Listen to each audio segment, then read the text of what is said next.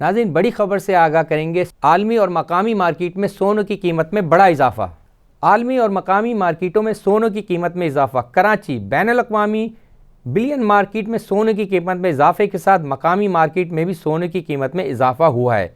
आलमी मार्केट में फ़ी औंस सोने की कीमत $3 के इजाफे से $2043 की सतह पर आ गई है। मकामी सराफा मार्केटों में पीर को 24 करात के हामिल फ़ी तोला सोने की कीमत $400 के इजाफे से $2,17,200 और फ़ी 10 ग्राम सोने की कीमत भी $343 के इजाफे से $1,86,214 की सतह पर आ गई। सोने की कीमत में इजाफे के बरक्स फ़ी तोला चांदी की कीमत बगैर किसी तब्दीली के $2,670 और फ़ी 10 ग्राम चांदी की कीमत भी बगैर किसी तब्दीलियों के $2,289.9 पर मुस्तकम रही। वॉन कराची की वीडियोस देखने के लिए हमारा चैनल सब्सक्राइब कीजिए और बेल के आइकन को क्लिक कीजिए ताकि आप हमारी तमाम आने वाली वीडियो से बाखबर रह सकें।